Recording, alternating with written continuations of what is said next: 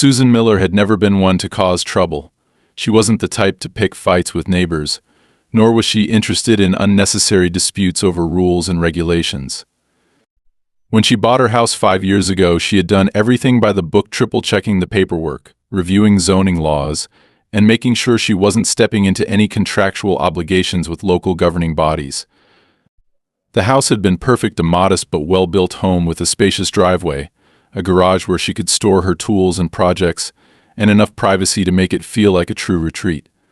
She wasn't looking for drama. She just wanted to live in peace, go about her daily routines, and not worry about anyone interfering in her affairs. That's why, when she stepped outside one crisp morning with a cup of coffee in hand and found a massive 18-wheeler blocking her driveway, her first reaction was sheer disbelief.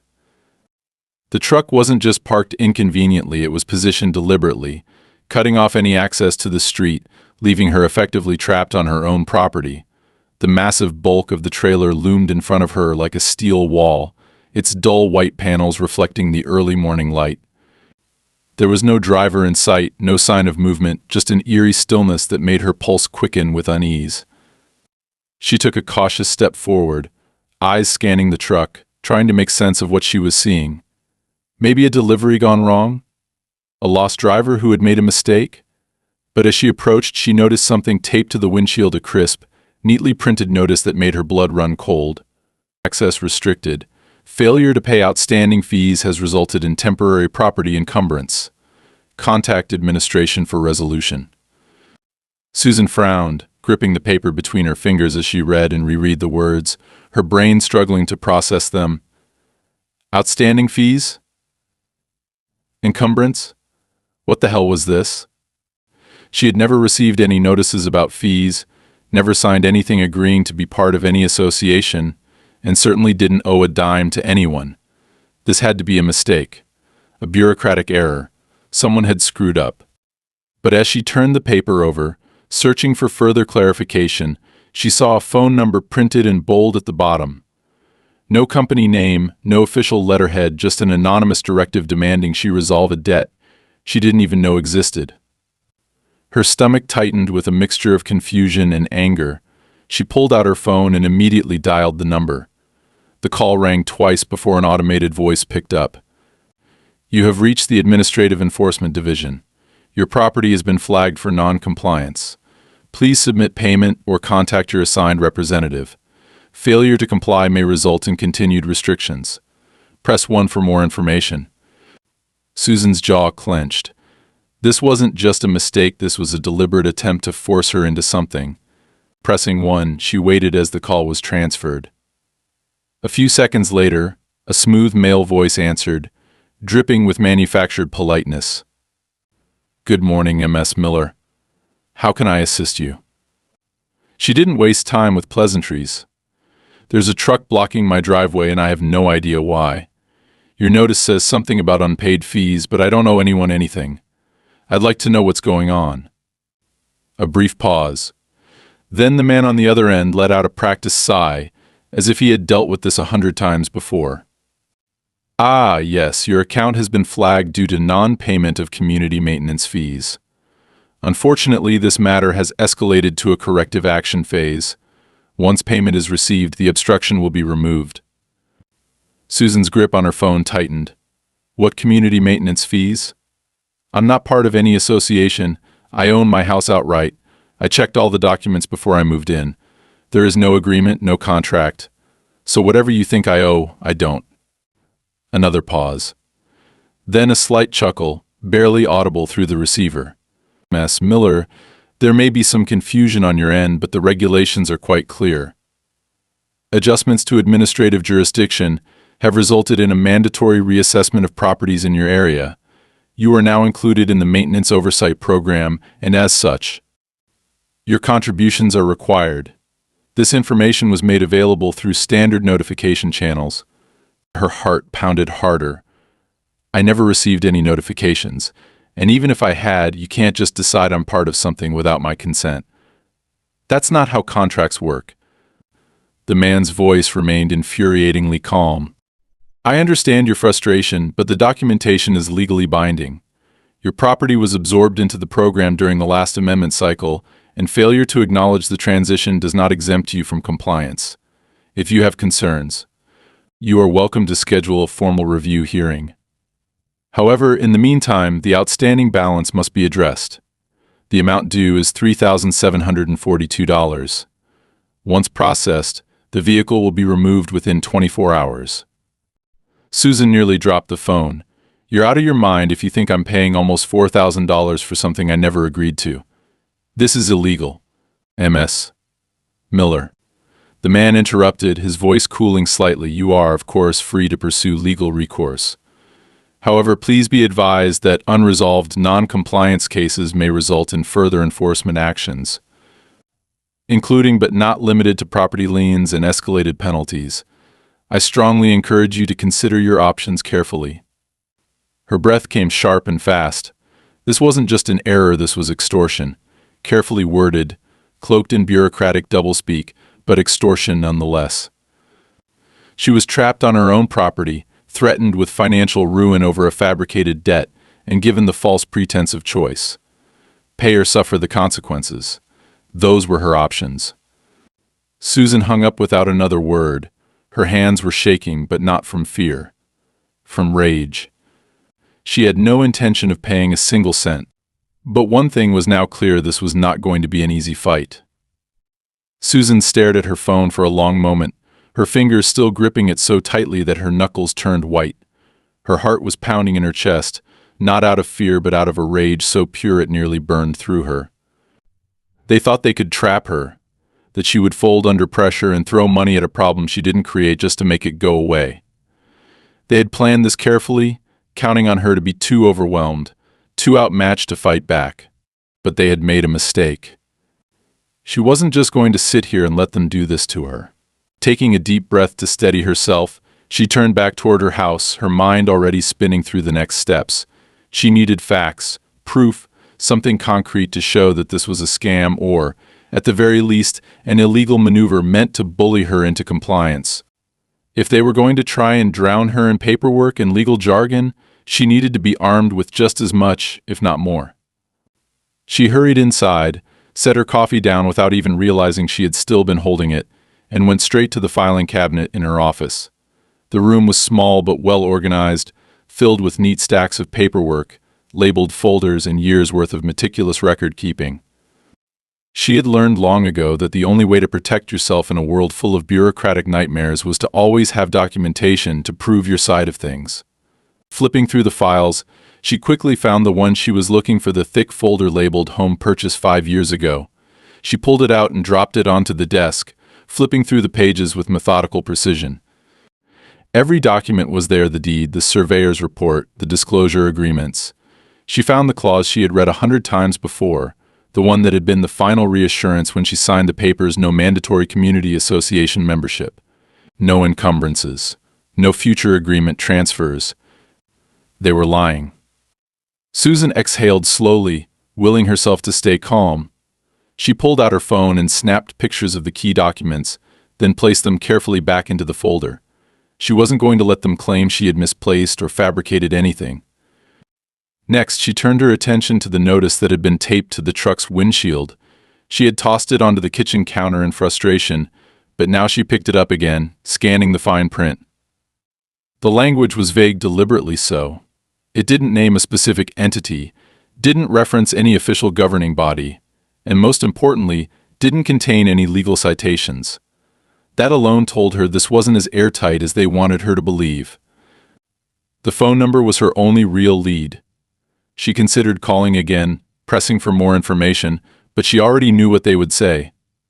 No, if she wanted real answers, she needed to go deeper. She sat down at her desk and opened her laptop.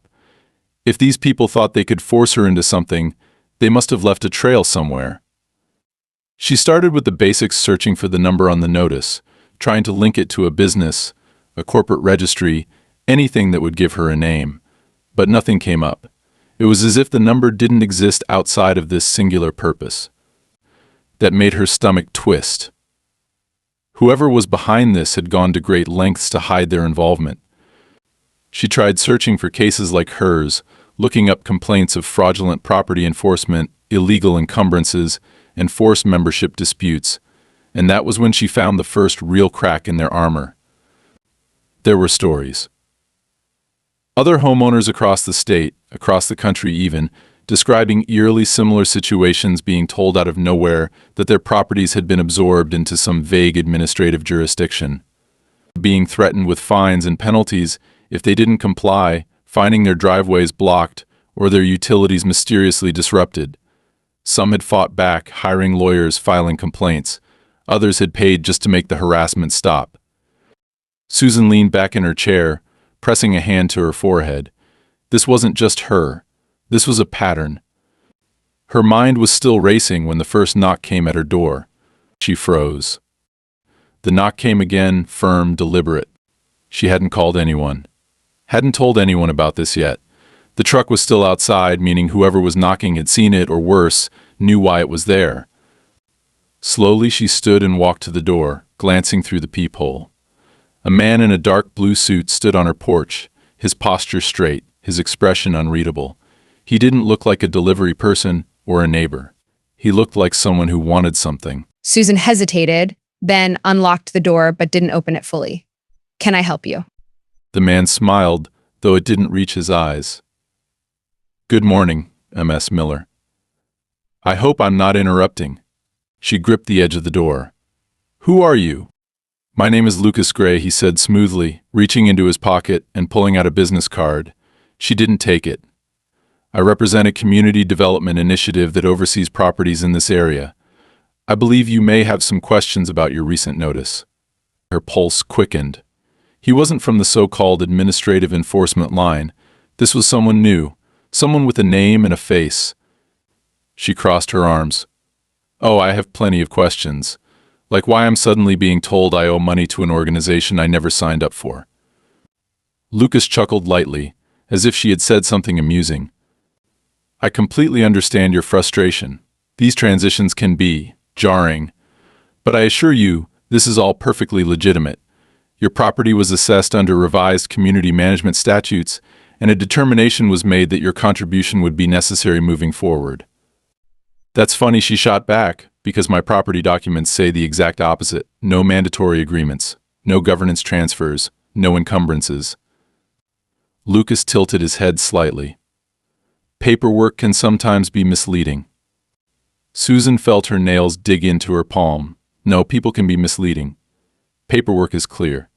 And mine says I owe you nothing." For the first time, Lucas's expression flickered. It was brief, but she caught at a tiny moment where the mask slipped. Then, just as quickly, he smiled again.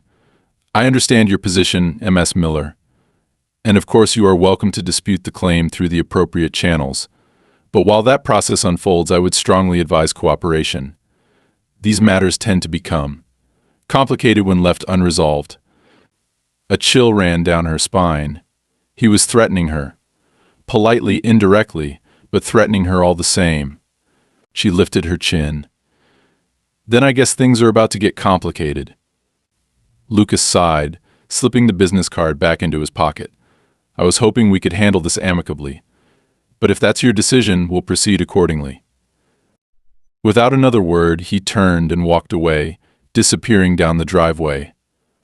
Susan watched him go, her entire body tense. This was only the beginning. Susan stood at the door for a long time after Lucas Gray disappeared down the driveway, her entire body rigid with the weight of what had just happened. This was no longer just a bureaucratic oversight or some clerical mistake that could be fixed with a few phone calls. It was a coordinated effort, a deliberate maneuver to pressure her into submission.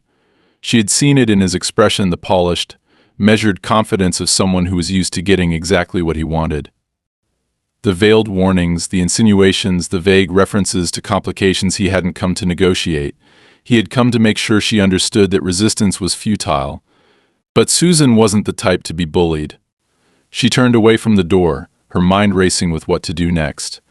The truck was still blocking her driveway, and now she knew it wouldn't be moved until she complied or forced their hand. The problem was, forcing their hand wouldn't be easy. Calling the police had already proven to be a dead end, and she doubted they would be much help even if she called again. If anything, these people had probably anticipated that response. No, she needed another approach. She grabbed her laptop and sat down at the dining table, quickly pulling up every record she had regarding her property. The deed, the zoning agreements, the local municipal records, everything confirmed what she already knew. There was no legal basis for what was happening to her. So why were they so confident? A quick search through local property disputes led her to cases that mirrored hers, homeowners suddenly finding themselves subjected to new regulations they never agreed to, aggressive enforcement tactics used to extract payments under the guise of community contributions. In most cases, the people affected either caved under pressure or were forced into lengthy legal battles that drained them financially. That was their strategy. They weren't operating on the assumption that they were right. They were operating on the assumption that most people would give up before they had the chance to prove them wrong. Susan leaned back in her chair, exhaling slowly. If this was how they played, then she would need to play smarter. Her first move was to document everything. She took photos of the truck, the notice, and even the tire tracks leading onto her driveway. She also wrote down every detail she could remember about her conversation with Lucas, his words, his expressions, even the way he had hesitated when she mentioned her property documents. If this turned into a legal fight, she needed a record of every single interaction. Then she called her lawyer. Cynthia Walsh had handled the purchase of Susan's house 5 years ago, and she was one of the most meticulous legal professionals Susan had ever met. If anyone could untangle this mess, it was her. The phone rang twice before Cynthia picked up, her voice sharp and efficient as always. "Susan, good to hear from you. What's going on?" Susan wasted no time explaining, detailing every interaction she'd had, from the notice on the truck to the encounter with Lucas Gray. She could hear Cynthia typing as she spoke, already pulling up records and cross-referencing details. When Susan finally finished, there was a long pause. Then Cynthia exhaled sharply. "This is bad." "No kidding," Susan muttered, rubbing her temple. "Tell me something I don't know." "I just ran a search on Lucas Gray," Cynthia continued.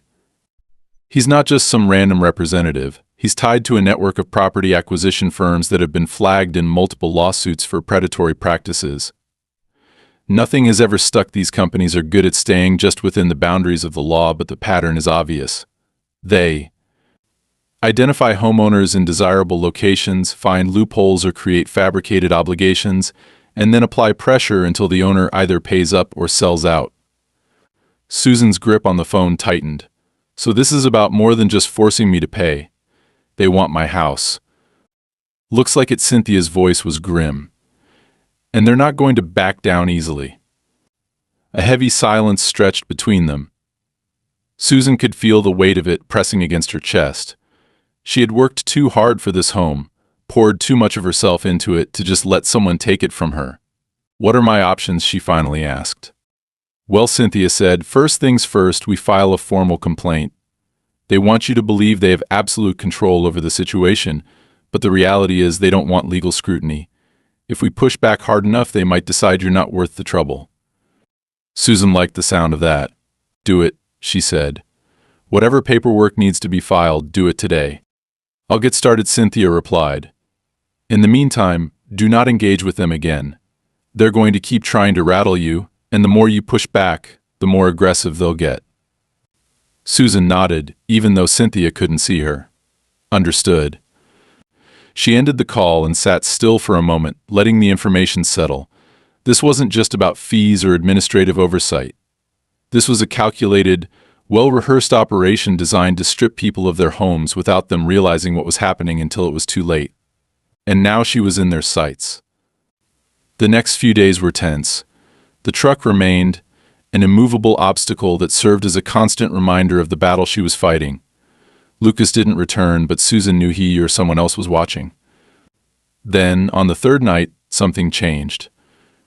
She had just finished dinner and was locking up for the night when she heard a sound outside, quiet, deliberate movement near the side of her house. Her stomach twisted as she turned off the interior lights, moving carefully to the nearest window. Peering through the blinds, she could just make out a shadowy figure near her electrical panel. Her heart pounded. She grabbed her phone and started recording, barely daring to breathe as the figure worked quickly, doing something to the panel before slipping away into the darkness. The moment they were gone, she rushed outside, flashlight in hand. The lock on the panel was broken. Someone had tampered with it. She didn't touch anything, didn't try to inspect the damage herself. Instead, she took pictures from every angle and called Cynthia. The lawyer picked up immediately. What happened? Someone just messed with my electrical panel. A sharp inhale on the other end. That's escalation. They're trying to disrupt your life, make you feel vulnerable. Susan swallowed hard. It was working. I'll have an electrician out first thing in the morning, Cynthia continued. Do not try to fix it yourself. We need a professional report for evidence. Susan nodded, still gripping her phone. I'll wait. When she hung up, she locked every door and window, checking them twice. She had expected them to keep pressuring her, but this was a whole new level. She lay in bed that night, staring at the ceiling, listening for any sound out of place. They wanted her to feel trapped. They wanted her to break. But Susan wasn't going to give them the satisfaction. This wasn't over. Not by a long shot. Susan barely slept that night, her body rigid with tension as she listened to every creak of the house, every distant rustling of leaves outside. Her mind refused to settle, replaying the moment she had seen that shadow near her electrical panel, the quick, practiced movements of someone who knew exactly what they were doing. This wasn't a random act of vandalism. It was intentional. It was a message. They wanted her to know they could reach her, that she wasn't safe in her own home, that no matter how many documents she had proving she was right, it wouldn't matter if they made her life unbearable enough to break her will. By the time the first hints of dawn began creeping through the blinds, she had already given up on the idea of rest. The tension in her chest hadn't eased, but she forced herself to move, to go through the motions of making coffee, of dressing, of maintaining the routine that told her she was still in control. The truck was still there, an unshakable monument to the pressure they were applying, but now it was more than just an inconvenience. It was a blockade, a physical manifestation of their control, and she was beginning to suspect they weren't planning to move it at all. The electrician arrived mid-morning, a man in his late 50s with sharp eyes and a no-nonsense demeanor. His truck was old but well-maintained, his uniform slightly worn but neat. He didn't bother with pleasantries, just glanced at the broken lock, gave a low whistle, and muttered, "Somebody wanted in here bad." Susan folded her arms, keeping her expression neutral. "Can you tell what they did?" The man crouched, running a hand along the panel's edge before carefully prying it open. A moment passed before he exhaled sharply, shaking his head. "Yeah, they pulled the main ground wire and rigged a bypass. Nothing major yet, but if you had a power surge, this setup could have fried every circuit in the house. Might have even started a fire if the conditions were right." A slow chill crawled up her spine. That was the moment she knew this wasn't just about inconvenience anymore. They weren't just trying to intimidate her. They wanted to escalate. She kept her voice steady. "Can you fix it?" The man glanced up at her, eyes narrowing. "Sure. But I'd be more worried about who's planning to come back." Susan didn't respond to that. She just nodded, motioning for him to do whatever he needed to do while she went back inside. She stood at the window, watching as he worked, her mind already turning over her next move. By the time the electrician was done, she had already dialed Cynthia. The lawyer picked up on the second ring, her voice tight with frustration. "I just got off the phone with their legal team. They're stonewalling." Susan clenched her jaw. Meaning they're pretending to be cooperative while dragging their feet. "They've acknowledged our complaint but aren't offering a resolution. They want you to get frustrated and either cave or escalate in a way they can use against you." Susan exhaled sharply, pacing. "They tampered with my electrical panel. The electrician said it could have caused a fire." A pause. Then Cynthia's voice dropped lower. "That changes things." Susan stopped pacing. "How?" "If we can prove sabotage, that's criminal, not civil. But they know that. My guess? They're careful. No fingerprints, no direct ties, just enough plausible deniability to make it look like an unfortunate accident. Susan's grip on the phone tightened. So what do we do? We start applying pressure elsewhere, Cynthia said.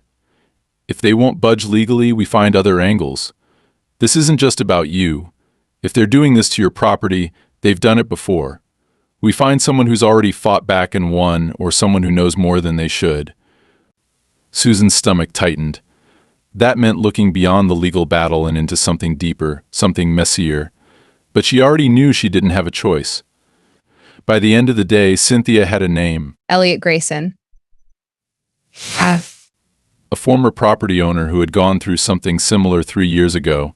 His case never made it to trial, but he had filed complaints, gathered evidence, and then suddenly sold his home and disappeared from the area entirely. No interviews, no follow-ups. Just gone. Susan found his last known address, a town 2 hours away, and didn't hesitate. She got in her car and drove. The house was smaller than she expected. A modest single-story home with an overgrown lawn and a sagging porch. She knocked, half expecting no answer, but after a long pause, the door cracked open, just enough to reveal a pair of wary dark eyes. Elliot was in his late 40s, with the look of a man who had seen too much and trusted too little. He studied her for a long moment before muttering, "If you're selling something, I'm not interested." Susan didn't back down. "I'm not selling anything. I'm dealing with the same people you did." The crack in the door didn't widen, but she saw his expression shift just slightly, a flicker of something recognition, maybe even regret. "Not my problem," he muttered, starting to close the door. Susan planted a hand against the frame, not enough to be aggressive, but enough to keep it open just a little longer. "They tried to set my house up for an electrical fire." That made him pause. Slowly he exhaled and pushed the door open just enough to step onto the porch, arms crossed. "You don't want to fight them," he said flatly. "You want out." Susan met his gaze evenly. "I don't scare that easy." Elliot let out a dry, humorless laugh. "Neither did I. But they don't play fair." Susan clenched her fists at her sides. "Then tell me what I'm up against." For a long moment, Elliot said nothing. Then, finally, he gestured toward the chairs on the porch and sat down, rubbing a hand over his face. "They don't care about your house," he said quietly. "Not really. They care about control. About precedent. If they can take your property, it reinforces their power, makes the next fight easier, and they'll do whatever it takes to win. Pressure, threats, legal loopholes. And if that doesn't work, they make your life hell until you break." Susan's stomach twisted. "So how did you get out?" Elliot's expression darkened. "I didn't win. I gave them what they wanted. I sold. Took a loss. Left." Susan felt the weight of that answer settle in her chest, but she refused to let it crush her. "That's not an option for me." Elliot studied her for a moment, then sighed. "Then you'd better be ready for a fight.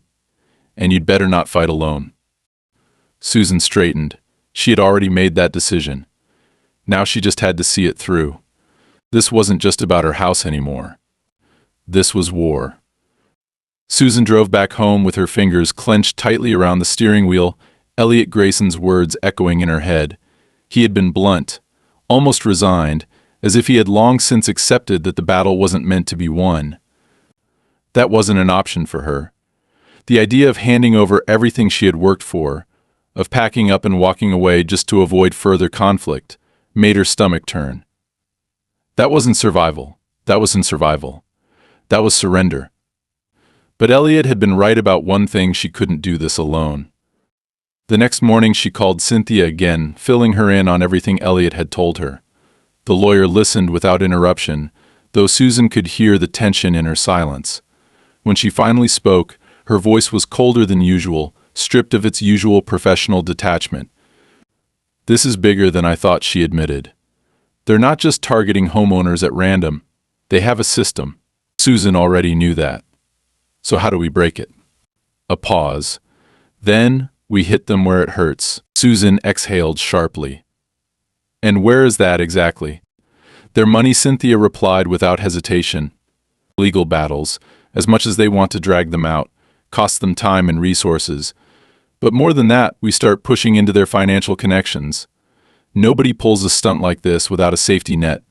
They're either tied to someone bigger, or they've built their operation on a foundation shaky enough that the right kind of pressure could bring it down. Susan leaned against the counter, rubbing at her temple. She was exhausted. The weight of the last week had settled into her bones, and yet the fight had barely even begun. But at least now she had a direction. Where do we start? I'll handle the legal side, Cynthia assured her. But you need to be careful. If they know you're digging, they'll push back harder.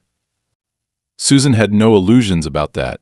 She had already seen what they were capable of, and she knew they weren't afraid to escalate. Still, she wasn't prepared for just how quickly they would retaliate. That night she was woken by the sound of her security alarm blaring through the house. Her heart pounded as she shot up in bed, reaching instinctively for the baseball bat she had started keeping within arm's reach. The alarm's shrill, piercing wail sent a bolt of adrenaline through her veins as she moved quickly, bare feet silent against the hardwood floor as she approached the front of the house. The motion sensor at the garage had been tripped. Her fingers hovered over her phone, ready to call the police, but she forced herself to think. If this was them, if this was another one of their games, would the police even help? Instead, she flipped the porch light on and stepped onto the front steps, bat in hand. The truck was still there, blocking her driveway, unmoved, but now something else had been left behind. A package. It sat neatly on her front steps, wrapped in plain brown paper, no markings, no postage. The sight of it sent a slow, creeping dread through her chest. Her first instinct was to leave it untouched, to call Cynthia, to handle this the right way. But she was done being afraid. Taking a slow breath, she knelt, carefully pulling the paper away. Inside was a thick envelope and a dead rat. Susan barely held back the disgusted shudder that ran through her. She forced herself to keep her hands steady as she opened the envelope, fingers brushing against the crisp edges of documents. But these weren't legal threats. These were her own financial records, bank statements, mortgage paperwork, utility bills. Someone had gone through her life, picked it apart piece by piece, and then left it on her doorstep like a warning. Her vision blurred with rage. This was meant to unnerve her, to make her feel exposed, vulnerable. But all it did was solidify her resolve. They thought this would scare her into submission. They had no idea who they were dealing with. By morning, she had already scanned and emailed everything to Cynthia. The lawyer's response was immediate and direct. "They're getting desperate," she said. "This isn't just about pushing you out anymore. They want to break you." Susan exhaled slowly, pacing the length of her living room. "So what's the next move?" Cynthia hesitated. "We go public." Susan stopped pacing. "I thought you said they'd retaliate if I escalated." "They already are," Cynthia pointed out, "and right now they're operating in the shadows. The second we bring this into the open, they lose control of the narrative. They rely on fear, on making people feel isolated. We take that away, and they start losing their grip." Susan considered it. Every instinct screamed that this was dangerous, that she was putting herself in a more direct line of fire. But she had crossed the point of no return the moment she decided she wasn't going to back down. "I'll do it," she said. That afternoon, she reached out to every contact she had, every local advocacy group that specialized in homeowner rights, every legal organization that had fought cases like hers before. And by evening, her story was out. The response was immediate. Other homeowners came forward with their own experiences, people who had been forced into paying thousands to keep their homes, who had watched their neighbors disappear under similar pressure. The weight of their voices, of their stories, was undeniable.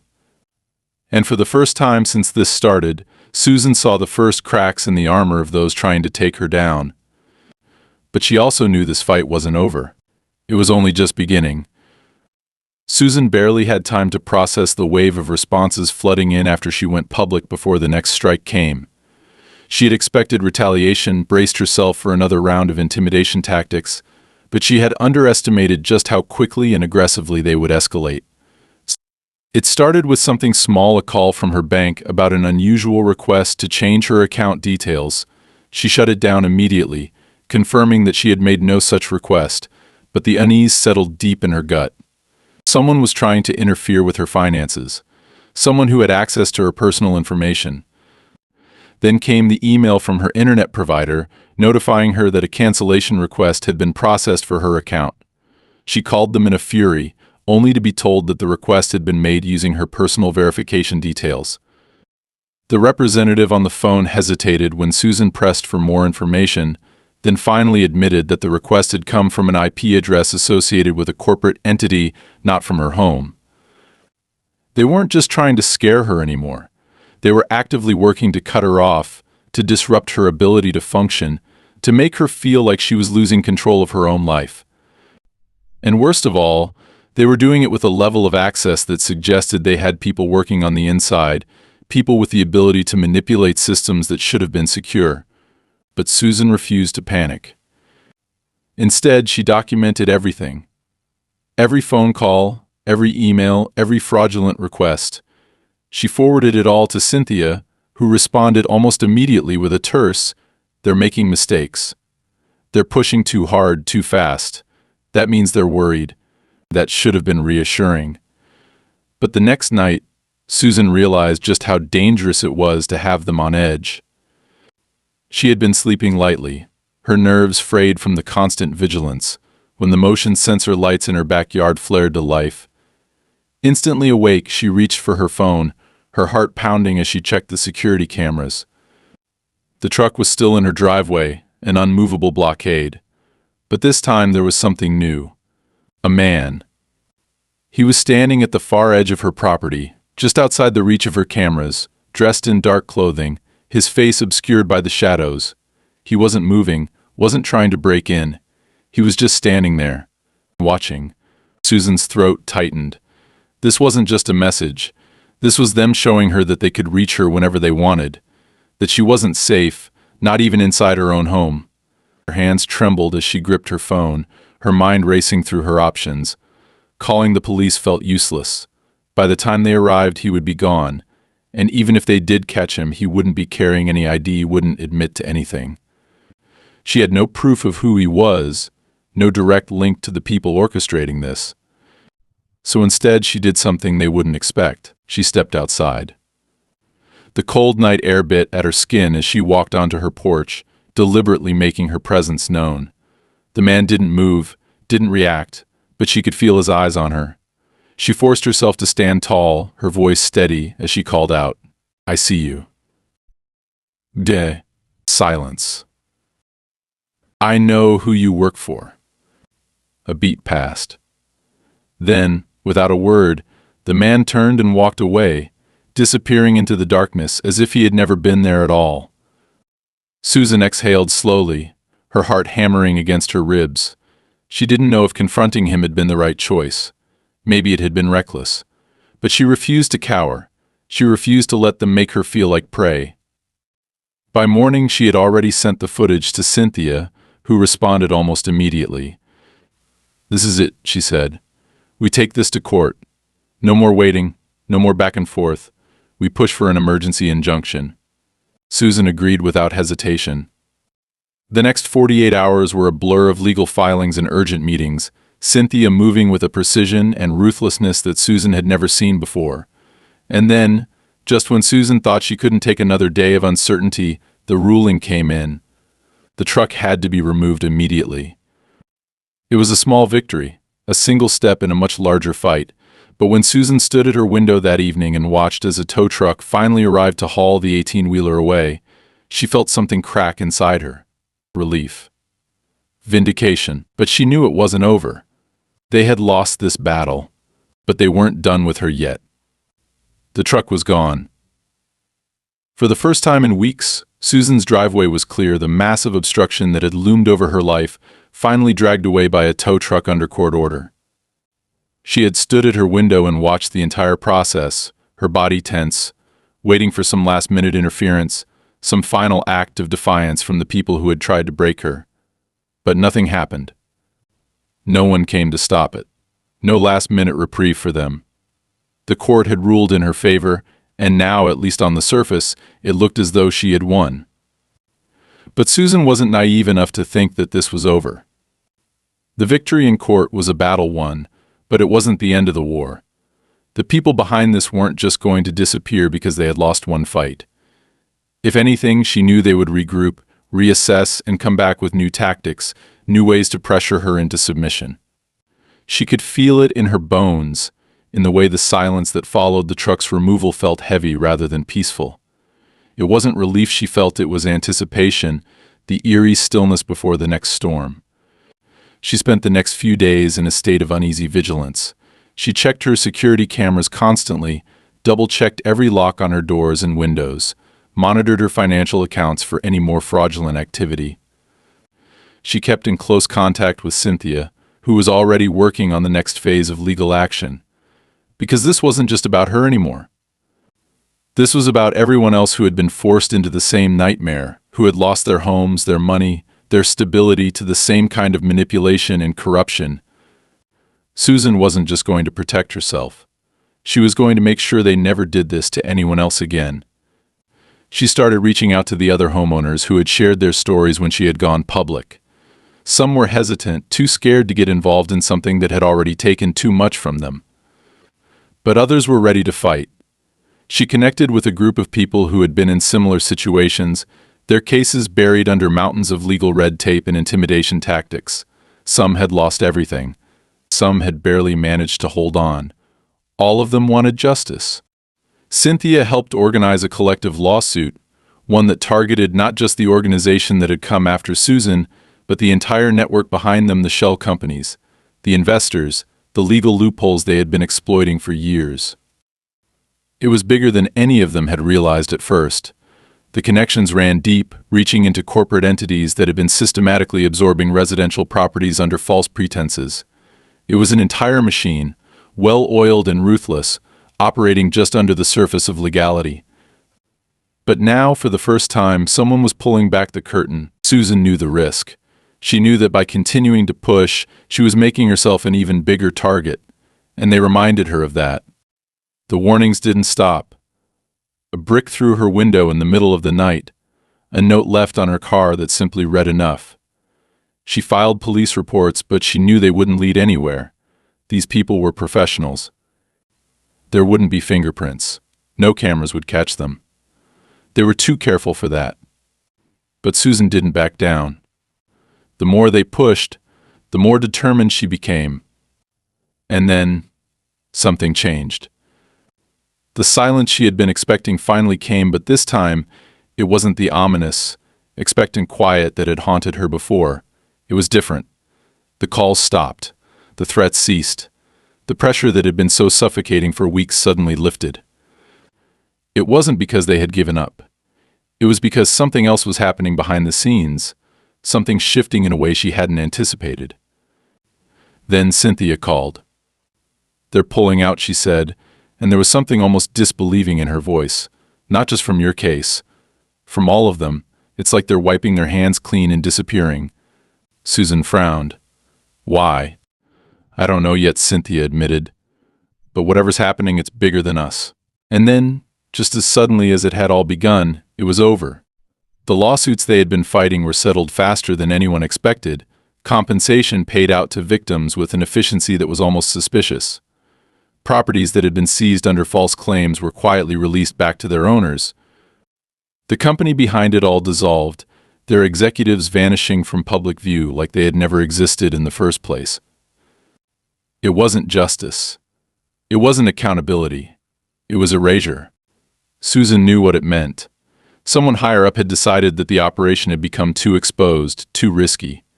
Rather than continue fighting, they had cut their losses, shut it all down before anyone could dig any deeper. They had buried it. And in the end, that was the real victory. Because they had been forced to run, Susan kept her home. She kept her life. And more importantly, she made sure that what had happened to her wouldn't just be another buried case, another silent defeat. She had won. Not just for herself, but for everyone they had tried to break, and she would make damn sure they never came back.